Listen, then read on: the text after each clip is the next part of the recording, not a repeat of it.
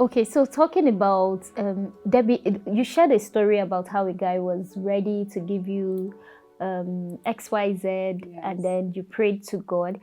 And I think I also had the same story. I was in level 2 then. There was this guy that was ready to give me. So he was driving this particular car and he was like, just date me. I want to buy a new car. And, this other car will become your car. And let me not lie to you, I liked that car, Yeah.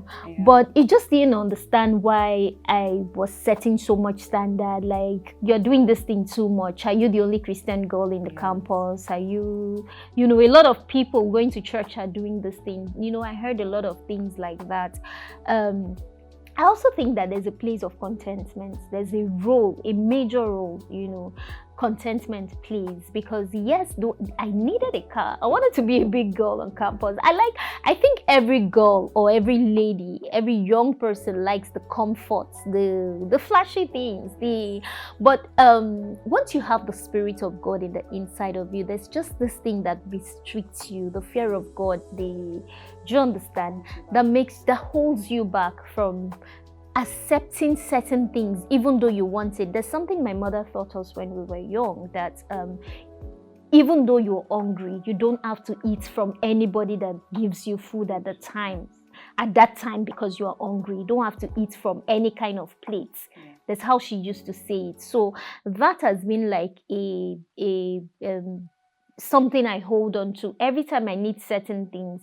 If it's not coming from a good place, if it's not coming from a place that glorifies God, I just feel that this is not the time for it. So I feel that, what do you think about contentment? What role do you think contentment plays when it comes to navigating life as a Christian young girl? Okay, I think that contentment is very key. I mean, the Bible says in 1 Timothy 6, verse 6 that godliness with contentment is great gain. Because contentment is literally the bedrock of surviving life in a world that is not our own, a world that is bent on turning Christians to look for outworldly things. I reference high school. So I went to one of the big high schools in Abuja, and everybody was rich. And I thought my family was doing well until I got to school. And I realized that people will come to school with like the proper Milo and pick milk, and I will come with one variation my mom would have hyped up for me that is from Ghana. Meanwhile, it wasn't, probably from Aba or something, that she would just, so that I wouldn't feel some type of way. And then people would go on, how they had maybe like pizza or ice cream, just to make me feel bad. Oh, you've never had pizza?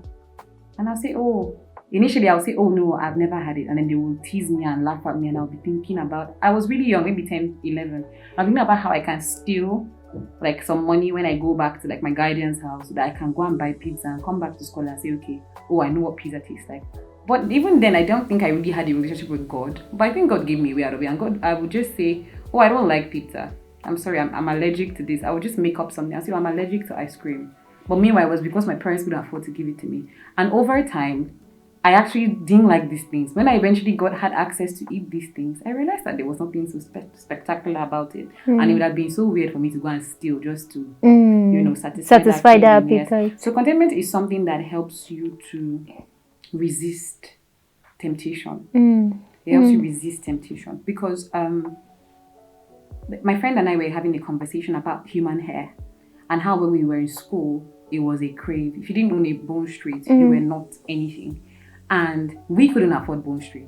And we didn't also want to do things that would be wrong to get the Bone Street. So what we would do is we would hype our natural hair up. Like when we're done styling our natural and we come out, the Bone Street girls now be asking me, how do you maintain your hair? And then you realize that you have been able to transfer their thoughts from, you don't have Bone Street, to, I have Bone Street, but I want your natural hair. So you not even realize that even with their Bone Street, they're not even content. So when you have that Bone Street, you will still want more. So you need to be satisfied with what is already present to you. Then when the other things now come, now we're talking about how we have so many Bone Streets and we don't wear them. So now we've gotten to a place of where we can afford it through the right means, and we don't even want to wear the Bone Streets anymore. Talking about contentment, I feel that every young lady or every young girl out there, if you're tempted to want to own something that you can't afford at the time, always remember that thing will become old. Yes. In no time, it will become old school. she talked about the kind of phone she saved her life. She wanted to use her life savings to buy. And where's that phone now? Do you understand? The kind of car, as in growing up, when people drive certain kinds of car, it used to be a big deal. Oh my God, these people must be very wealthy. Where's that car now? Where are those kind of cars now? So when you understand that this thing that you want to do the wrong things to get will become old, I think it will help you also stay contented with what you have until, see,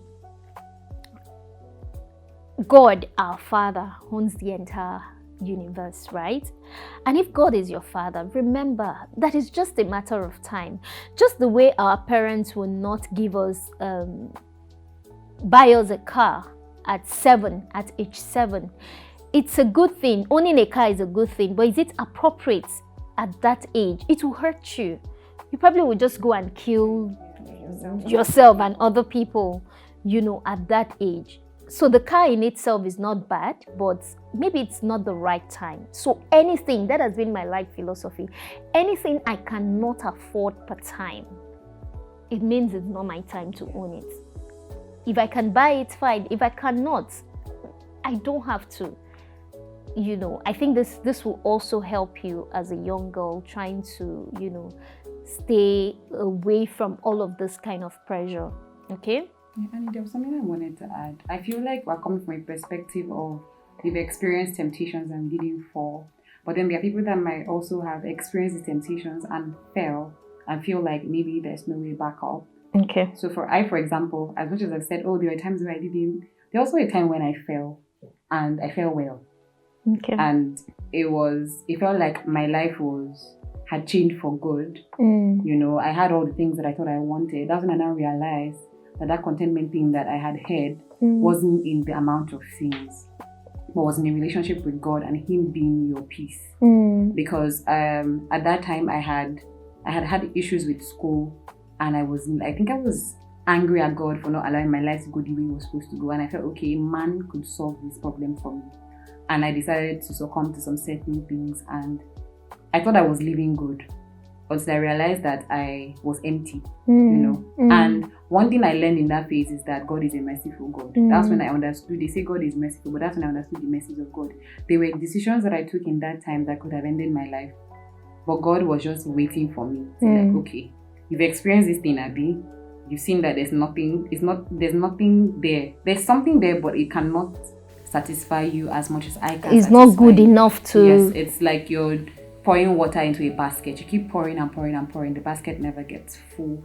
And then I realized that, okay, I should have just stayed with God. Even though it didn't make sense, I should have stayed with God. So if you feel like you're falling and you've already made that mistake, you can always come back. Literally, the prodigal son came back and God threw a party. Because I always feel like that story, Jesus was just talking about our Heavenly Father, and He threw a whole party, because they say heaven rejoices when one soul returns, back to God. So Yeah, I really like that part. There's this song I like to sing, like that the potter wants to put you back together again. So even though you feel shattered, you feel and I like, whenever I say some of these things, I like to say that don't ever feel judged. Don't ever feel that you are at that rock bottom where you can't come back. There is a God waiting with His open arms, because He's a loving Father. He's waiting for you to just do a U-turn. I made a mistake. The talking about the prodigal son. yes. At a point in his life, he realized that, this nonsense I'm doing, this stupidity that I'm doing, yes, I messed up, and I've ridiculed myself to the point of eating with pigs. And the smallest slave in my father's house eats like a king. I mean, what will it cost me to just go back to my father? It was at that point where he realized that, see, this is the way forward. So I think that if you are in that place, do a U-turn. Have that conversation with yourself like the prodigal son did. You have a father who is the head of all principalities and powers, who own the entire world. Just reconcile with him, first of all, and don't even care about what anybody has to say.